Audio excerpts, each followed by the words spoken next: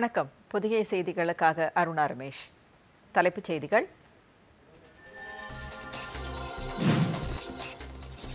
மத்திய அரசின் திட்டங்கள் குறித்து மக்களிடம் விழிப்புணர்வை ஏற்படுத்த பிஜேபி தொண்டர்கள் செயலாற்ற வேண்டும். பிரதமர் நரேந்திர மோடி வேண்டுகோள். இடைத்தரகர்கள் இன்றி ராணுவ தளவாடங்கள் கொள்முதல் செய்யப்படுவதால் நாட்டின் பாதுகாப்பு உறுதி செய்யப்படும்.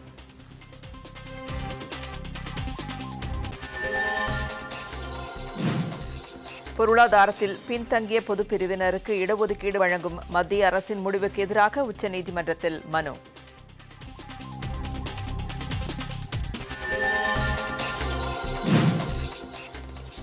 சிறு குறு நடுத்தர தொழில் நிறுவனங்களுக்கான ஜிஎஸ்டி வரி விலக்கின் உச்சவரம்பு 20 லட்சம் ரூபாயிலிருந்து 40 லட்சம் ரூபாயாக உயர்வு. நிதியமைச்சர் அருண் ஜேட்லி. ஜிஎஸ்டி கவுன்சிலின் இந்த முடிவுக்கு இந்திய தொழில் வர்த்தக கூட்டமைப்பு வரவேற்பு. 8ஆம் வகுப்பு வரை ஹிந்தி கட்டாயமாக்கப்படும் என்று வெளியான தகவல்கள் தவறானவை. மனிதவள மேம்பாட்டுத்துறை அமைச்சர் பிரகாஷ் ஜவடேகர் விளக்கம்.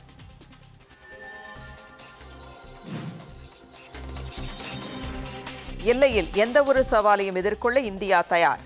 ராணுவ தலைமை தளபதி பிபின் ராவத். நபார்டு வங்கியின் நிதி உதவி கிராமப்புற மக்களின் மேம்பாட்டுக்கு முழுமையாக பயன்படுத்தப்படும். முதலமைச்சர் எடப்பாடி பழனிசாமி.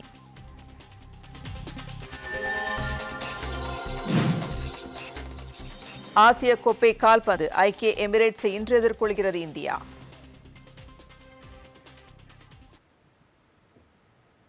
விரிவான செய்திகள்.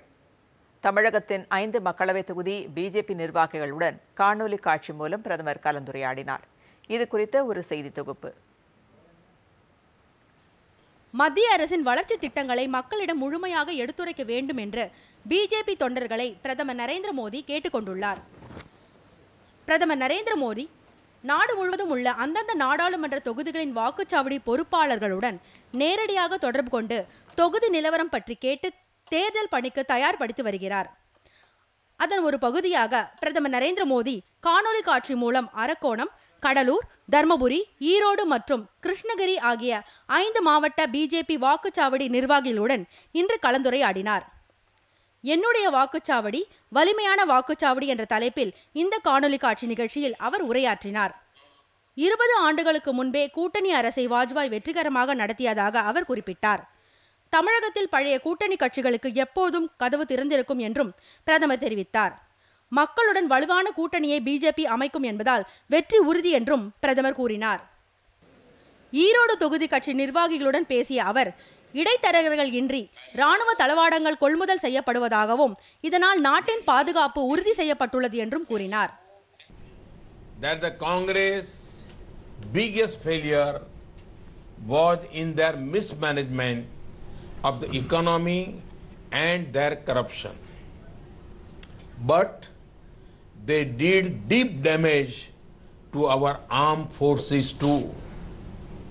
However, as I keep saying, it is not just the party, but it is the Congress culture that is most dangerous.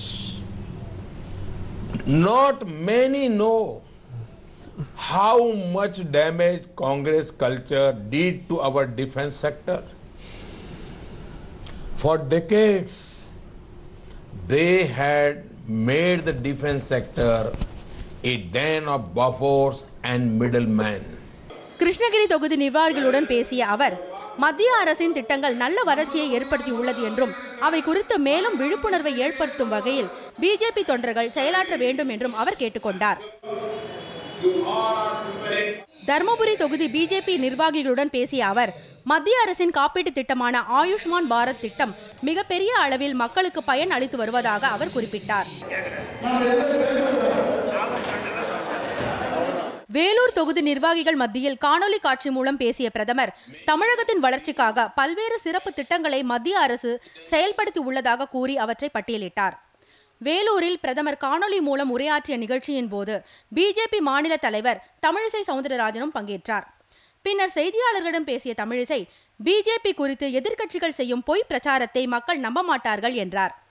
இன்னைக்கு கிராம சபை கூட்டம் என்று அண்ணன் ஸ்டாலின் கிராமமா போறார். அப்பட்டமாக ஒரு நாடகம் அரங்கேறி கொண்டிருப்பதை போல இருக்குது. ஒரு ஓரங்க நாடகம். பேசினவங்க நான் நேற்று முழுசாக கேட்டேன். சொல்லி கொடுத்து இப்படித்தான் பேச வேண்டும் என்று சொல்லி பேசுகிறார்கள், அது சரி. ஆனால் இதில் மத்திய அரசை குறை சொல்வதற்கு என்ன இருக்கிறது? மத்திய அரசு எவ்வளவு நல்ல திட்டங்களை கொடுத்து கொண்டிருக்கிறார்கள். இன்னைக்கு 1 கோடி பெண்கள் தமிழகத்தில் மட்டும் முத்ரா வங்கியினால் பலன் பெற்றிருக்கிறார்கள். அதனால் இவர்கள் கிராம சபை கூட்டம் என்று திராவிட முன்னேற்ற கழகம் நடத்தும் நாடகத்தை மக்கள் நிச்சயமாக ஏற்றுக்கொள்ள மாட்டார்கள். தமிழகத்தில் ஏற்கனவே கோவை, சென்னை, காஞ்சிபுரம் உட்பட 15 நாடாளுமன்ற தொகுதிகளில் உள்ள வாக்குச்சாவடி பொறுப்பாளர்கள், தொண்டர்கள் மற்றும் நிர்வாகிகளுடன் கலந்துரையாடினார். இதனிடையே சென்னை விமான நிலையத்தில் இன்று மாலை செய்தியாளர்களிடம் பேசிய தமிழிசை சவுந்தரராஜன், பொருளாதாரத்தில் பின்தங்கிய பொது பிரிவினருக்கு வழங்கப்படும் 10% இடஒதுக்கீடு ஏற்கனவே உள்ள இடஒதுக்கீட்டை எந்த வகையிலும் பாதிக்காது என்றார். இந்த மசோதாவிற்கு காங்கிரஸ் மற்றும் கம்யூனிஸ்ட் கட்சிகள் ஆதரவு அளித்துள்ளதாகவும் அவர் குறிப்பிட்டார். தமிழக மக்களுக்கு பாதிப்பு ஏற்படும் வகையில் உள்ள திட்டங்கள் எதையும் மத்திய அரசு செயல்படுத்தாது என்றும் அவர் கூறினார். இந்த 10% இடஒதுக்கீடு பொருளாதாரத்தில் நலிந்த பிரிவினருக்கு என்று, இது எந்த விதத்திலும் தமிழகத்தில் பின்பற்றக்கூடிய இடஒதுக்கீடை பாதிக்காது. உண்மையான சமூக நீதி காப்பாளர் யார் என்றால் அது மோடி அவர்கள் தான். அதனால் நமக்கு இதுவரைக்கும் இருந்த கொஞ்ச நஞ்ச குறையும் பொருளாதாரத்தில் பின்தங்கியவர்களுக்கு எந்தவித உதவியும் கிடைக்க மறுக்கிறதே என்று இன்று அதுவும் தீர்ந்து போயிருக்கிறது. அதனால் நிச்சயமாக இது மிகப்பெரிய சமூக நீதியின் பாதுகாப்பு என்பது எனது கருத்து.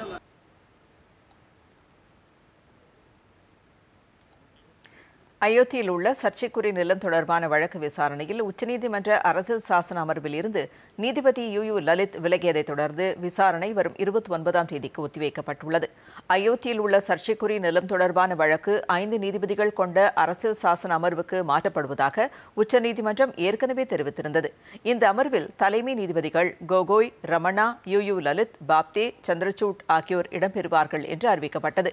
இந்த வழக்கு இன்று விசாரணைக்கு வந்தபோது விசாரணை இன்று நடைபெறாது எனவும் விசாரணைக்கான தேதி மற்றும் கால அட்டவணை குறித்து மட்டுமே முடிவு செய்யப்படும் எனவும் நீதிபதிகள் கூறினர். ஏற்கனவே இது தொடர்பாக வழக்கில் வழக்கறிஞராக இருந்தபோது யூ லலித் ஆஜரானதை ராஜீவ் தவான் என்ற வழக்கறிஞர் சுட்டிக்காட்டினார். இதனை அடுத்து வழக்கு விசாரணையில் இருந்து விலகிக் கொள்வதாக நீதிபதி லலித் அறிவித்தார். அதைத் தொடர்ந்து வழக்கு விசாரணை வரும் 29ஆம் தேதிக்கு ஒத்திவைக்கப்பட்டது. அப்போது புதிய அமர்வு இந்த வழக்கை விசாரிக்கும் என்று உச்சநீதிமன்றம் அறிவித்துள்ளது. பொருளாதார ரீதியாக பின்தங்கிய உயர் வகுப்பு மக்களுக்கு கல்வியிலும் வேலை வாய்ப்பிலும் 10% இடஒதுக்கீடு வழங்க வகை செய்யும் மசோதா நாடாளுமன்றத்தில் நிறைவேற்றப்பட்டதற்கு பிரதமர் நரேந்திர மோடி மகிழ்ச்சி தெரிவித்துள்ளார். இதுகுறித்து ட்விட்டரில் அவர் வெளியிட்டுள்ள செய்தியில், இந்த மசோதா நிறைவேற்றப்பட்டிருப்பது அரசியல் அமைப்பு சட்டத்தை உருவாக்கியவர்கள் மற்றும் சுதந்திர போராட்ட தியாகிகளுக்கு மரியாதை செலுத்தும் வகையில் அமைந்திருப்பதாக குறிப்பிட்டுள்ளார்.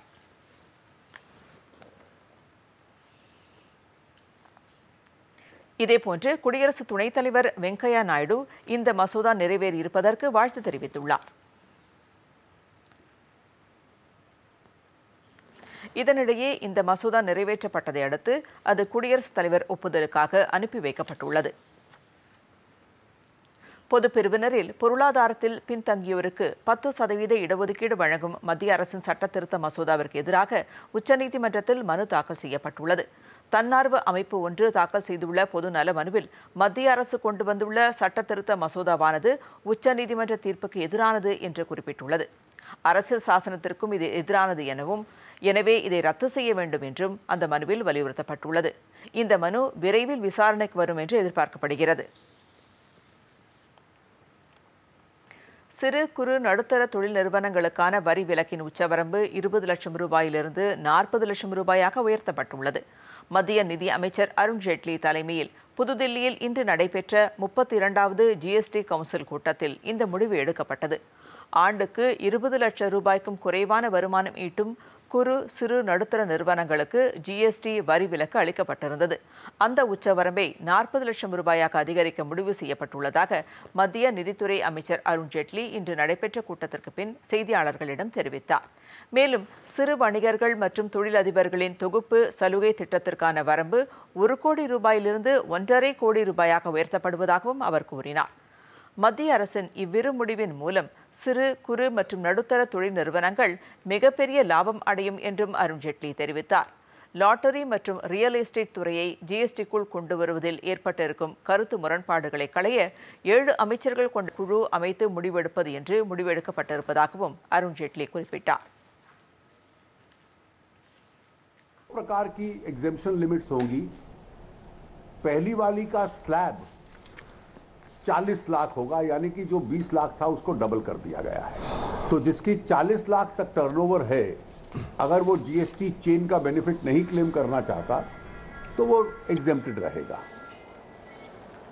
और जो इन छोटे राज्यों के लिए जो 10 लाख की लिमिट थी उसको 20 लाख पे रखा गया है.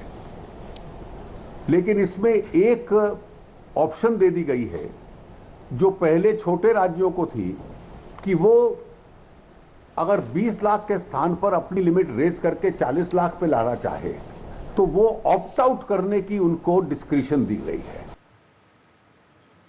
ஜிஎஸ்டி கவுன்சிலின் இந்த முடிவுகளுக்கு இந்திய தொழில் வர்த்தக கூட்டமைப்பு வரவேற்பு தெரிவித்துள்ளது. சிறு தொழில் வளர்ச்சிக்கு இந்த நடவடிக்கைகள் பெரிய அளவில் உதவிகரமாக அமையும் என்று அந்த அமைப்பு கூறியுள்ளது. சிபிஐ இயக்குநர் பதவியில் இருந்து அலோக் வர்மாவை நீக்க பிரதமர் நரேந்திர மோடி தலைமையிலான கூட்டத்தில் முடிவெடுக்கப்பட்டுள்ளது. சிபிஐ இயக்குநராக இருந்த அலோக் வர்மாவுக்கு இணையாக சிறப்பு இயக்குநர் என்ற பதவியில் ராகேஷ் அஸ்தானா நியமிக்கப்பட்டார். இருவருக்கும் இடையே ஏற்பட்ட கருத்து மோதல்களை அடுத்து அலோக் வர்மாவை கட்டாய விடுமுறையில் செல்லுமாறு மத்திய அரசு உத்தரவிட்டது.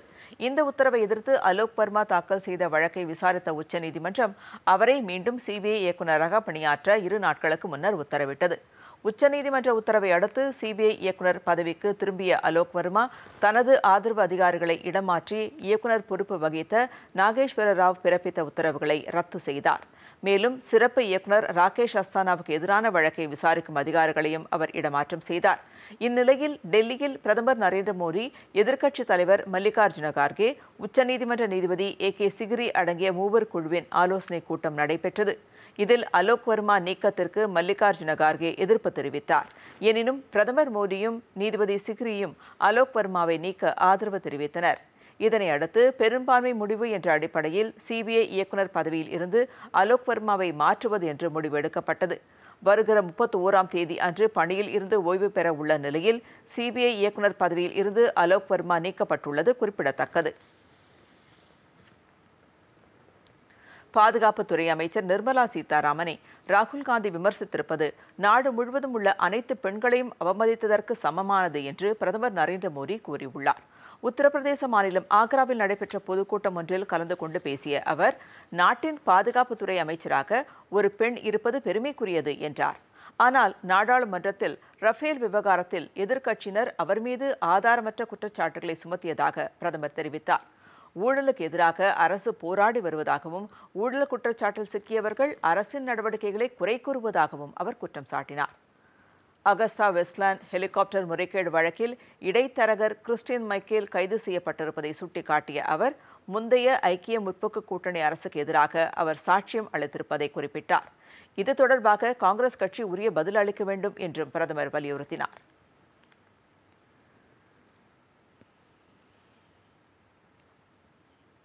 ரஃபேல் விவகாரத்தில் நிர்மலா சீதாராமன் குறித்து ராகுல் காந்தி தெரிவித்த கருத்துக்கள் இந்திய அரசியல் வரலாற்றிலேயே மிகவும் தரம் தாழ்ந்தது என்று வெளியுறவுத்துறை அமைச்சர் சுஷ்மா ஸ்வராஜ் கூறியுள்ளார். இதனிடையே காங்கிரஸ் கட்சி தலைவர் ராகுல் காந்தி தமது கருத்துக்கள் குறித்து விளக்கம் அளிக்க வேண்டும் என்று தேசிய மகளிர் ஆணையம் அவருக்கு நோட்டீஸ் அனுப்பியுள்ளது. ராகுல் காந்தியின் கருத்துக்கள் முறையற்றது என்றும் நெறிமுறைகளுக்கு மாறானது என்றும் ஆணையம் தெரிவித்துள்ளது.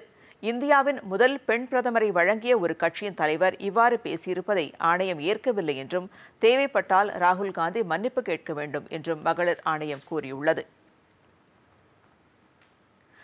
புதிய கல்விக் கொள்கை வரைவு அறிக்கையில் நாடு முழுவதும் அனைத்து பள்ளிகளிலும் 8ஆம் வகுப்பு வரை ஹிந்தி மொழியை கட்டாயம் ஆக்க மத்திய அரசு திட்டமிட்டிருப்பதாக வெளியான தகவலை மத்திய அமைச்சர் பிரகாஷ் ஜவடேகர் திட்டவட்டமாக மறுத்துள்ளார்.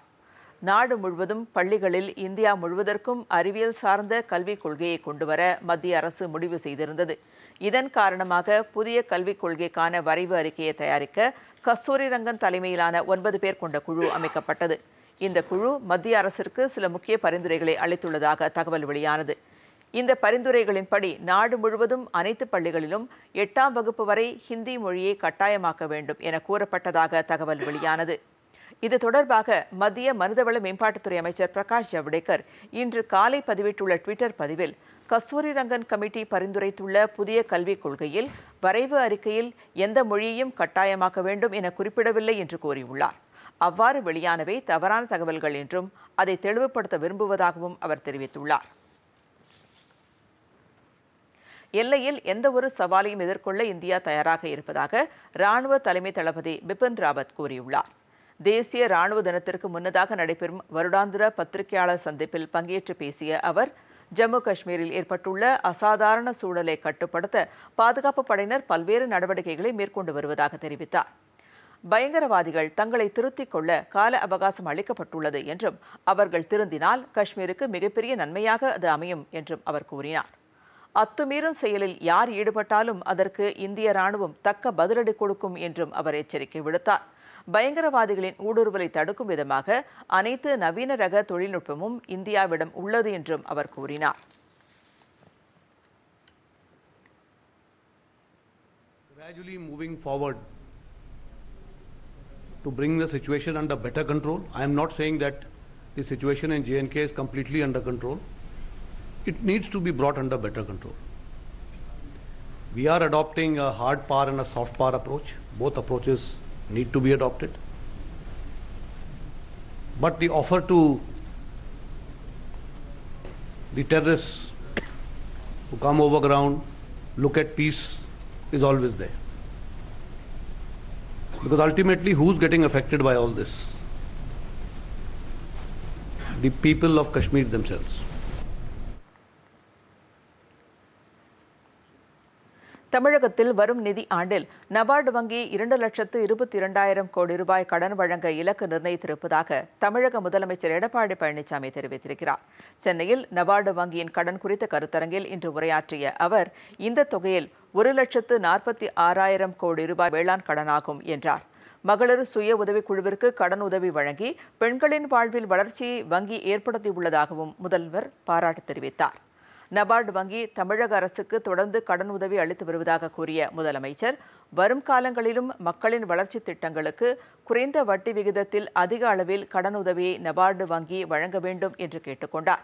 வேளாண் உற்பத்தியை பெருக்கி விவசாயிகளின் வருமானத்தை இரட்டிப்பாக்கி வளமான தமிழகத்தை உருவாக்குவதே அரசின் நோக்கம் என்று கூறிய அவர், 10 மாவட்டங்களில் மிகப்பெரிய உணவு பூங்காக்கள் அமைக்கப்பட உள்ளதாக கூறினார்.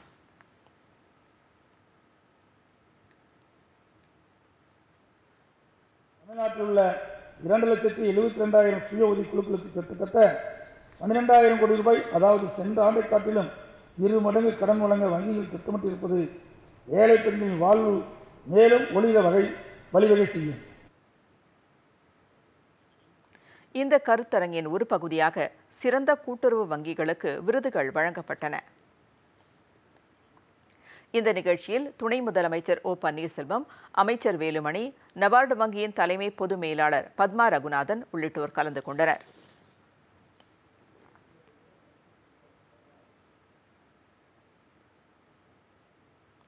அடுத்து சில முக்கிய நிகழ்வுகளை விரைவு செய்திகளாக பார்ப்போம்.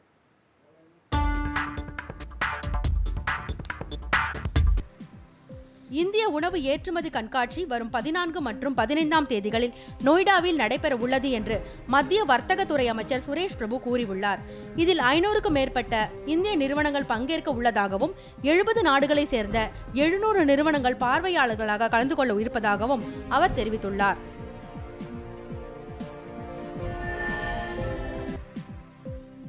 பீகாரில் வரும் மக்களவைத் தேர்தலில் லாலு பிரசாத்தின் ராஷ்டிரிய ஜனதாதள் ஒரு இடத்தில் கூட வெற்றி பெறாது என்று லோக் ஜனசக்தி தலைவரும் மத்திய அமைச்சருமான ராம்விலாஸ் பாஸ்வான் கூறியுள்ளார். புதுதில்லியில் செய்தியாளர்களிடம் பேசிய அவர், பொருளாதாரத்தில் பின்தங்கிய பொது பிரிவினருக்கு இடஒதுக்கீடு வழங்கும் நடவடிக்கையால் பீகாரில் தேசிய ஜனநாயக கூட்டணிக்கு செல்வாக்கு மேலும் அதிகரிக்கும் என்று அவர் கூறினார்.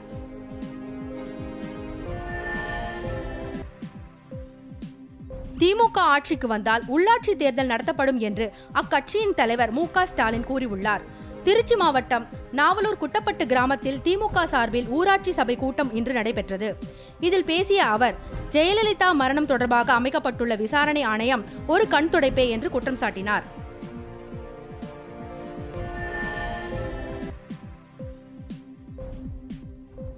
ஆர்கே நகர் தொகுதி இடைத்தேர்தலின் போது 89 கோடி ரூபாய் அளவுக்கு வாக்காளர்களுக்கு பணம் விநியோகிக்கப்பட்டதாக கூறப்படுவது குறித்து வருமான வரித்துறை சென்னை உயர்நீதிமன்றத்தில் பதில் மனு தாக்கல் செய்துள்ளது.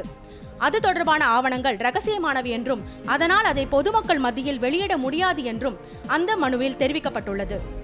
ஆவணங்களின் நகல்கள் மற்றும் அறிக்கைகளை முத்திரையிட்ட உரையில் வைத்து வருமான வரித்துறை தாக்கல் செய்துள்ளது.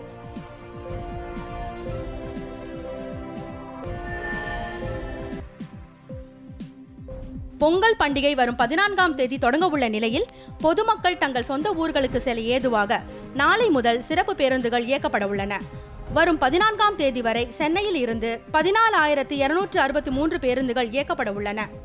இதற்காக சிறப்பு பயணச்சீட்டு முன்பதிவு மையங்கள் நேற்று முதல் செயல்பட தொடங்கியுள்ளன. போக்குவரத்து நெரிசலை தடுக்க சிறப்பு ஏற்பாடுகள் செய்யப்பட்டுள்ளன.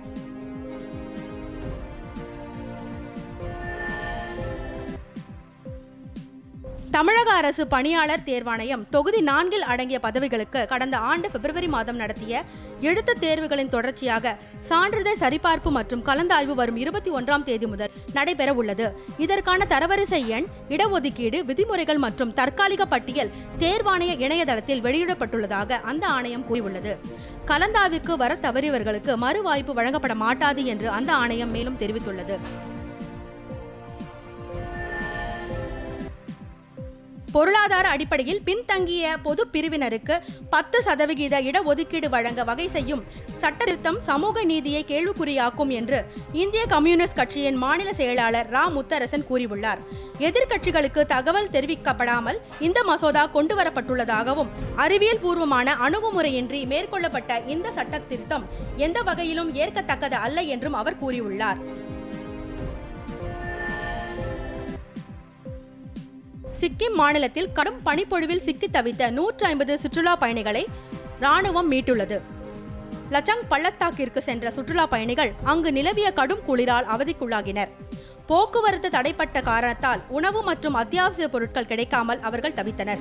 இதையடுத்து அங்கு விரைந்த ராணுவத்தினர் அவர்களை மீட்டு அருகில் உள்ள ராணுவ முகாம்களுக்கு அழைத்து சென்றனர். மேலும் பலர் அங்கு சிக்கி தவித்திருப்பதாக, அவர்களை மீட்கும் பணி நடைபெற்று வருவதாகவும் ராணுவத்தினர் தெரிவித்தனர்.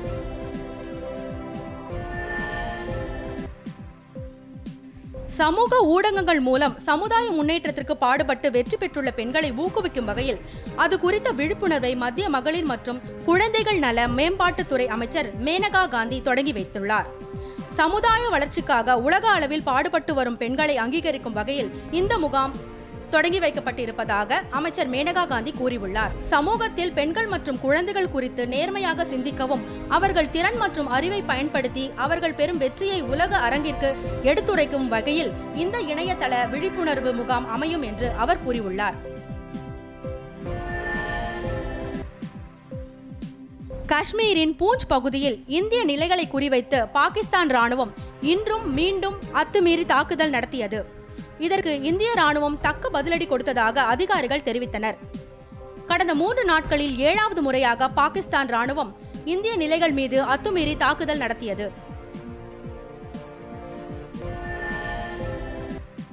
சென்னை கடற்கரை புதுச்சேரி இடையிலான ஆரோவில் எக்ஸ்பிரஸ் ரயில் சென்னை மாம்பலம் கிண்டி ரயில் நிலையங்களில் குறிப்பிட்ட நேரங்களில் நின்று செல்லும் என்றும் தெற்கு ரயில்வே அறிவித்துள்ளது.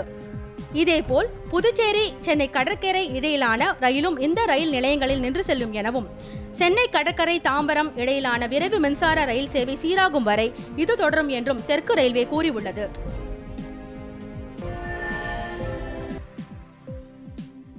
கோபிச்செட்டிப்பாளையத்தில் உள்ள பிரசித்தி பெற்ற பாரியூர் குண்டத்து காளியம்மன் கோவிலில் குண்டம் திருவிழா சிறப்பாக நடைபெற்றது. கடந்த மாதம் 27ஆம் தேதி பூச்சாட்டலுடன் தொடங்கிய இந்த திருவிழாவில் முக்கிய நிகழ்வான குண்டம் திருவிழா இன்று காலை நடைபெற்றது. இதில் ஏராளமான பக்தர்கள் தீக்குண்டத்தில் இறங்கி நேர்த்திக்கடன் செலுத்தினர்.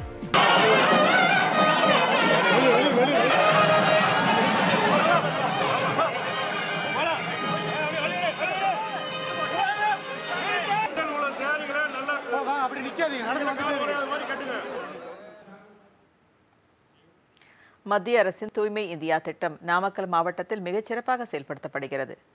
இது குறித்த ஒரு செய்தி தொகுப்பு உங்களுக்காக.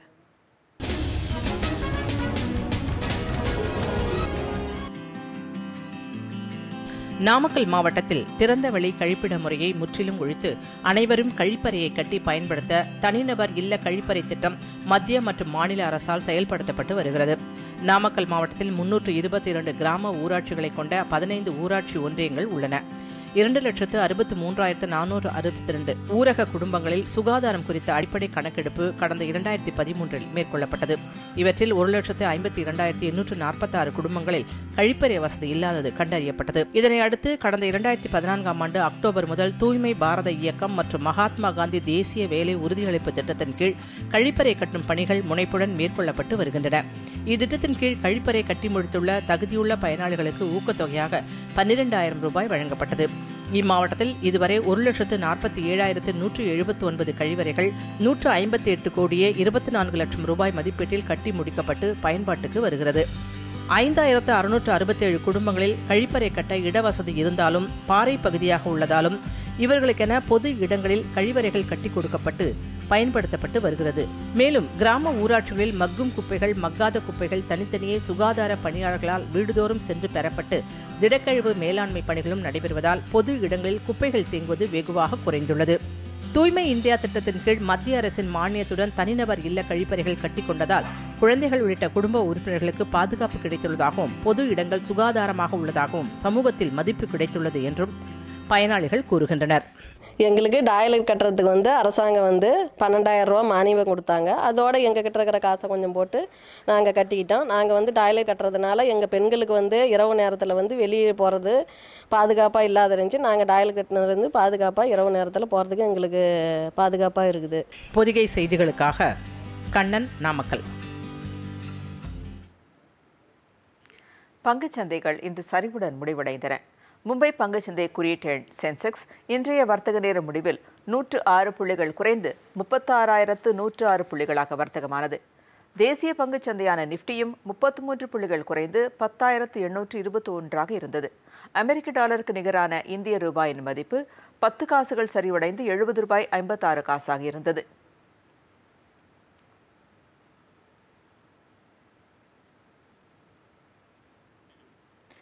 சென்னையில் இன்று ஆபரண தங்கத்தின் விலை சவரன் ஒன்றுக்கு 24,608 ரூபாயாக உள்ளது. 1 கிராம் தங்கத்தின் விலை 3,076 ரூபாய்க்கு விற்பனையானது. பார் வெள்ளியின் விலை 42,800 ரூபாயாகவும் 1 கிராம் 42 ரூபாய் 80 காசாகவும் இருந்தது. சென்னையில் 1 லிட்டர் பெட்ரோல் விலை 71 ரூபாய் 47 காசாகவும் டீசல் விலை 66 ரூபாய் 1 காசாகவும் உள்ளது.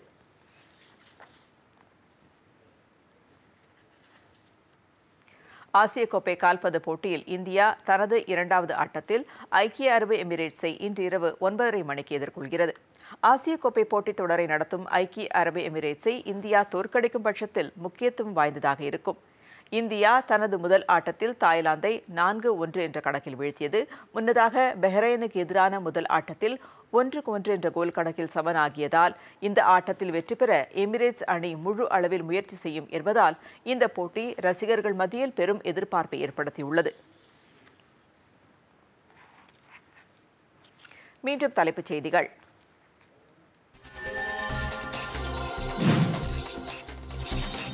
மத்திய அரசின் திட்டங்கள் குறித்து மக்களிடம் விழிப்புணர்வை ஏற்படுத்த பிஜேபி தொண்டர்கள் செயலாற்ற வேண்டும். பிரதமர் நரேந்திர மோடி வேண்டுகோள். இடைத்தரகர்கள் இன்றி ராணுவ தளவாடங்கள் கொள்முதல் செய்யப்படுவதால் நாட்டின் பாதுகாப்பு உறுதி செய்யப்படும்.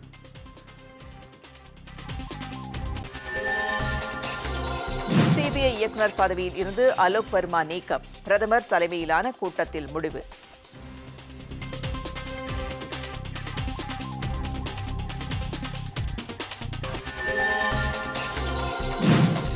பொருளாதாரத்தில் பின்தங்கிய பொதுப்பிரிவினருக்கு இடஒதுக்கீடு வழங்கும் மத்திய அரசின் முடிவுக்கு எதிராக உச்சநீதிமன்றத்தில் மனு.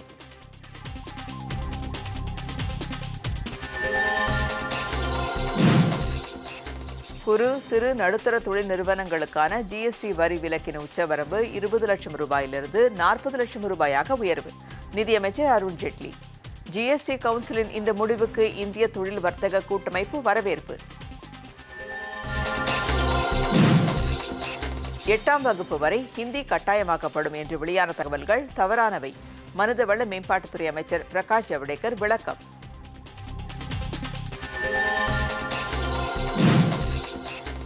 எல்லையில் எந்த ஒரு சவாலையும் எதிர்கொள்ள இந்தியா தயார். ராணுவ தலைமை தளபதி பிபின் ராவத்.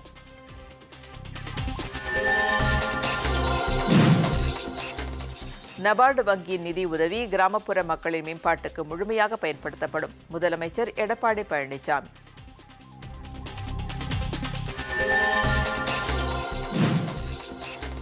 ஆசிய கோப்பை கால்பந்து ஐக்கிய எமிரேட்ஸை இன்று எதிர்கொள்கிறது இந்தியா. புதிய செய்திகளை யூடியூபில் தமிழ் நியூஸ் தூர்தர்ஷன் என்ற சேனலிலும், ட்விட்டரில் Tamil news Doordarshan @DD news Chennai என்ற பக்கத்திலும் காணலாம்.